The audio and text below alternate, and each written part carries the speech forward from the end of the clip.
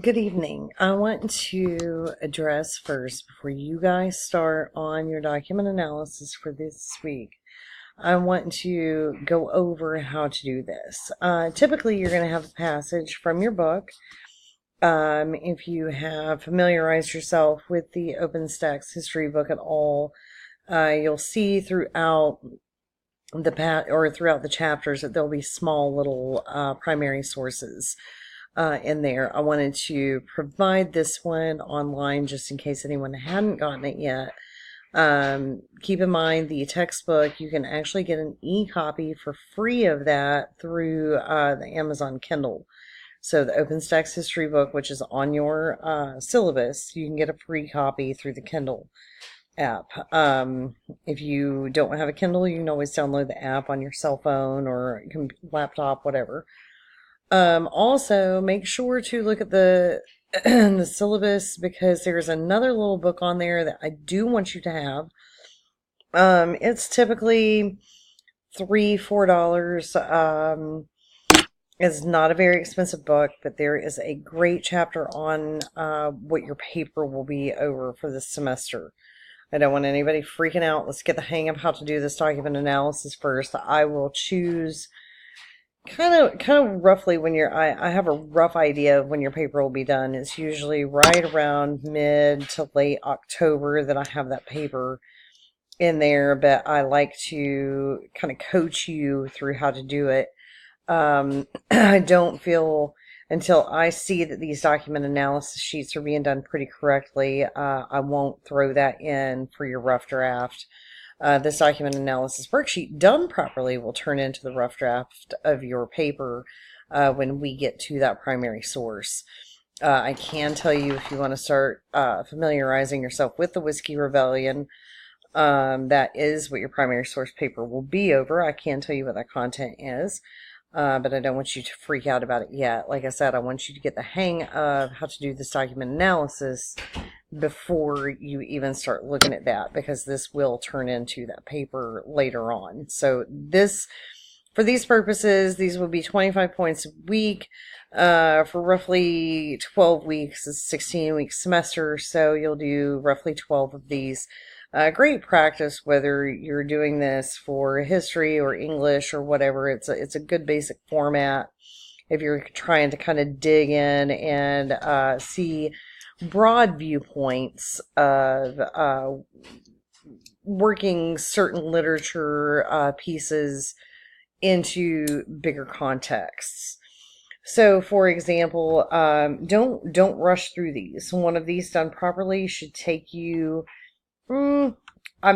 definitely 30 minutes minimum.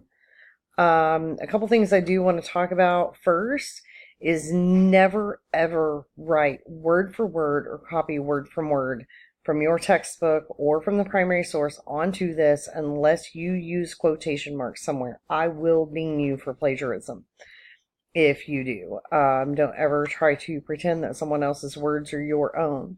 So always paraphrase. Unless something has been said better than you can say it yourself, don't even quote it. I mean, just paraphrase it unless it's been so well. Also, if you need supporting evidence, that is a great time to quote. We'll kind of get through that as we get through this document analysis. So the first thing that you're being asked on this is, what is this document? So you're going to look over here. You're going to choose from this week's reading. I do expect you to read all of them that are in this. I think they're not hard reads. It's just different creation stories. I want you to choose one of these. So let's say, for the purposes of this, we're going to look at this one, for example. Some of this, if you got a few minutes, you can go ahead and fill it out. I mean, if you only have a couple minutes, you can say, what is this document? Okay, it is about the religious practices of, where Christopher Columbus discovered the islands there. It is a written record of where these islands were discovered and what their religious practices were. Who produced it? Name right here. That's the guy right there. The one that would get most of my students is you shouldn't just throw in the name, but you also need to put the description of this individual. So make sure you put both of those in. I'll ding you half a point there if you only put the name in.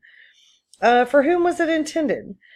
So look at this and say, okay, well, while it may have been intended for him to report to Christopher Columbus, I want you to think big picture. Why would Christopher Columbus want to report of the religious practices of the people of this island? And if you think large picture, okay, he's given the rights by Spain and by Portugal to go and discover this place, primarily from Portugal, keeping in mind Ferdinand and Isabella were married, King of Spain married to the Queen of Portugal. Therefore, when Christopher Columbus discovers the New World, then you end up with that line, the Pope declares, hey, you know, this half of the world belongs to Spain, this half of the world belongs to Portugal. You'll actually read about that. We'll get into that a little more, some this week, some next week. But those are the types of things that's going on to this. So think large picture. Okay. So Pinay is writing this for Columbus, yes.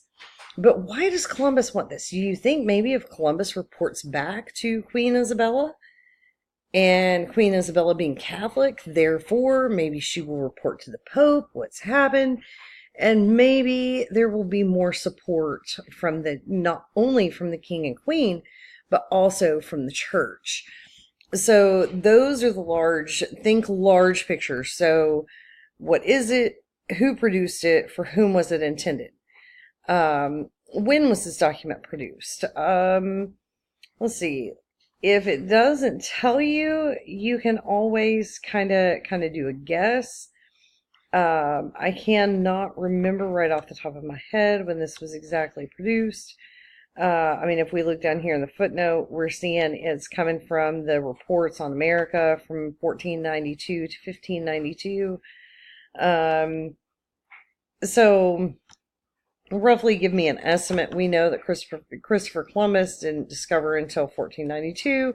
So you could put in there sometime after 1492 if you're not for sure. If you know a for sure date, make sure to put that positive date in there that you have. So why was this document written? Okay, so a good thing to think back again. Okay, why is this a big deal?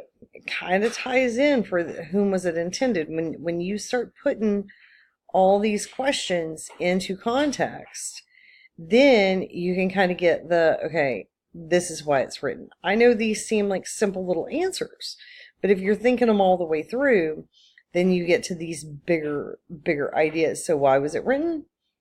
Hey, yeah, it really does give a report on the religious conditions. Please don't ever tell me that one of these provides the history, or they were writing it for future generations or something like that. No, most people, whenever they're writing stuff, maybe they think about that. Maybe they think about, okay, mass sums of people reading it, or especially with books, you will do that it might be for the general public. But don't ever really put it in there so people in the future could read about what happened then. I really want to know, why was this document written for this time?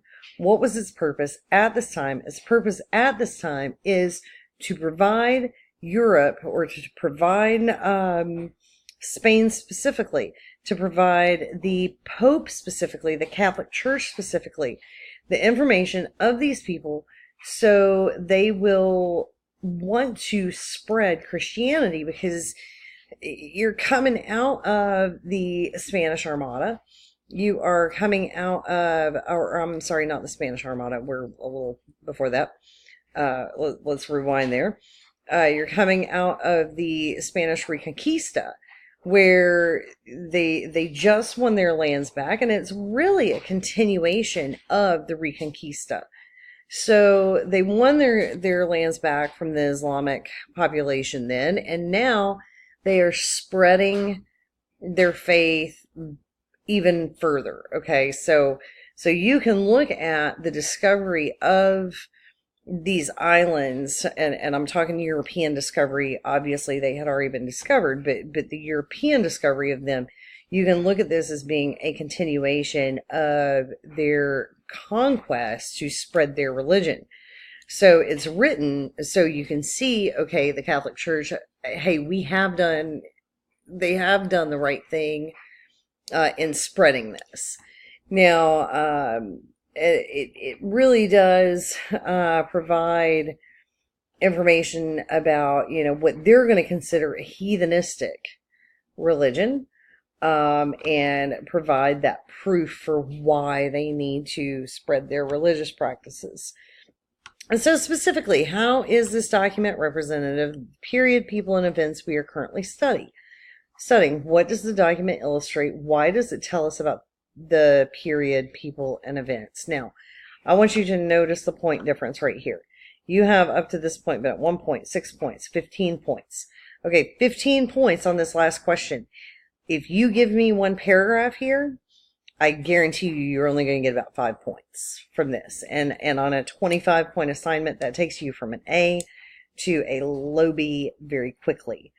And it sounds tough, but guys, I'm looking for you to relate this. Take this piece, weave it in to what you have read from your textbook. And what this allows me to do is it allows me to see who has done their textbook readings, who has watched the videos that I have put out there this week.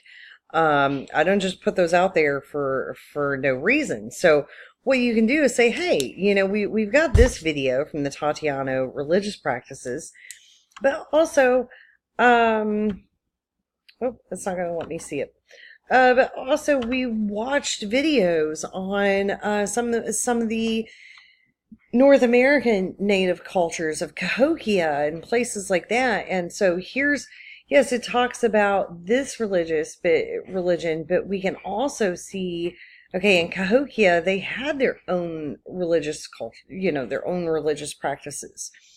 You also can tie this back. I've provided you with a PowerPoint to kind of go along with your reading this week. Eventually, you'll get to where, like next week, you will actually have lecture form in what I'm doing right now.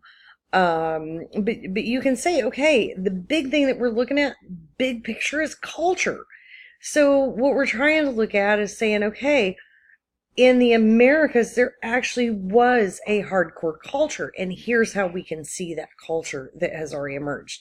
This section right here should technically be, a good one's going to be double-spaced, about a page, and, the rest of this page, and maybe 3/4 of the next page.